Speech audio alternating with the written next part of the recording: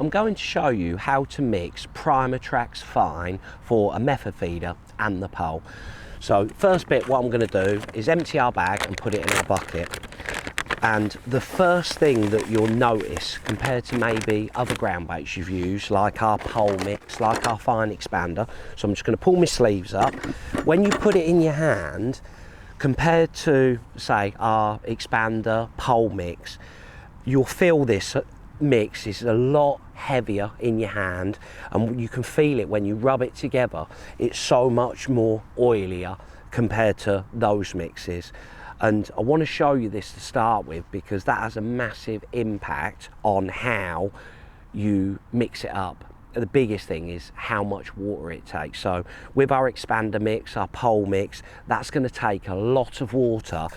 And to be honest, it's not almost impossible to mess up, but it can take a lot of water and fear of basically not messing it up. Whereas with this mix, little is definitely more. So to start with, I'm going to pour a tiny amount of water in it, and then just get on your knees and gently sort of mix it around with your hands, almost like the traditional way of mixing ground baits, little and often.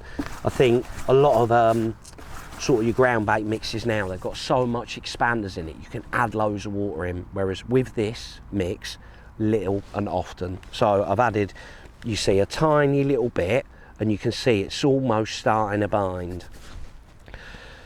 And with this one, I definitely prefer sort of little and often, because it won't come back around. If you add too much water, the nature of the pellets that are in this mix, it won't absorb all of that moisture. So I've added a tiny bit more, but you can see how much more it's binding to my fingers. Again, if I take a lump of it, you'll be able to see now it's holding in a ball, and I'm really having to sort of push it to make it come apart.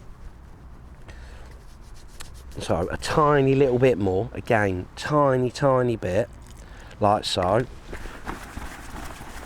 I'm just going to stir that around, and now it's a case of just letting it absorb that water.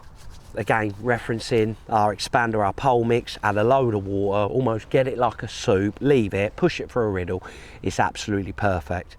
With this one, just a little bit at a time. I'm just going to leave that alone now for 10 minutes, come back to it. I'm just going to pop it through our riddle, get rid of all them big lumps, and then fine tune it with a little bit of water. The nice thing when you're fishing with your method, again, for our coarse carp mix, I mix it exactly the same, sort of nice and dry to start with, and then as I'm fishing, just sort of dampen my fingers, rub it through my ground bait, and that just causes it to re-tack and bind. With this one, it's not one of those ground baits where you just mix it once and it's done for the day. I always like to mix it on the dry side and then just dampen it as I'm going, as maybe the wind gets to it or the sunlight gets to it, just dampen it up as I'm going. If you want to feed it down the edge, maybe, I'll be honest, I'd much prefer the coarser tracks for that, but if you wanted to feed it down the edge, again, you can just dampen it down to soup, and it's not going to take a lot more water. Again, if you wanted to maybe feed it loose on the long pole, again, just dampen it to soup. And I think that's the biggest thing that I would say with this ground bait. Think about, you know, that oil content, little and often, and you're not going to go wrong. So leave it for 10 minutes and then we'll come back to it. We've left it 10 minutes, now it's just a case of popping it through our riddle. So got my nice clean tea towel, and all I'm going to do is just pop it on top of our riddle, and you'll be able to see it's sort of dried out a little bit, where I can sort of almost rub it together and the lumps come apart, but I always like to just pop it through a riddle. You'll be able to see it just flies through that riddle. Just give it a bit of a shake. So I always like it on the drier side. So now if I pop my riddle, just give it a little stir. When I'm squeezing it, you'll be able to see it binds nicely initially for our method feeder, but it breaks down lovely as well. So that's absolutely spot on for starting on our method feeder, but you see it comes apart nice and easy. So when I'm fishing with my method with this, I'll just leave that ground bait behind me, and then in my bait box. I take a little bit of ground bait out, pop it in my bait box. For this, I'm going to do it in this bucket. So I'm just going to take a tiny little bit out. It's probably got, I don't know, maybe 1.5 pints of mix there. And what I want to show you is how little water you need. So literally just with my fingers, sort of dampen my fingers and just rub it through the mix. Just a little bit more because it's drier. Just stir it around.